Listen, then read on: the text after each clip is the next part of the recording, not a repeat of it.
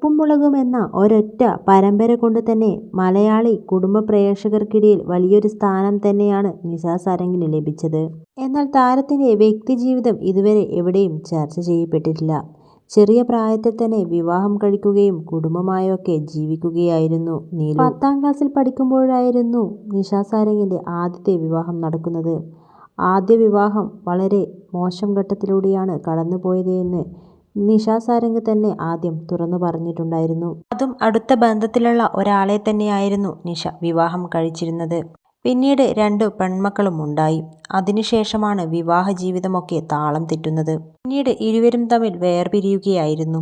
പിന്നീട് അങ്ങോട്ടുള്ള ജീവിതത്തിൽ 2 പെൺമക്കളെയും വളരെയേറെ കഷ്ടപ്പെട്ടാണ് നിശാ സാരംഗ് വളർത്തിയെടുത്തത്. അതിനായി കഠിന പ്രയത്നം ചെയ്യുകയായിരുന്നു താരം.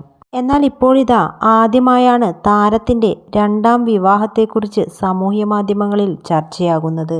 താരവും താരത്തിൻ്റെ മകളും തന്നെയാണ് ഈ അടുത്തിടെ നടന്ന ഒരു അഭിമുഖത്തിൽ 2ാം വിവാഹത്തിൻ്റെ കാര്യങ്ങളൊക്കെ പറഞ്ഞെത്തിയത്.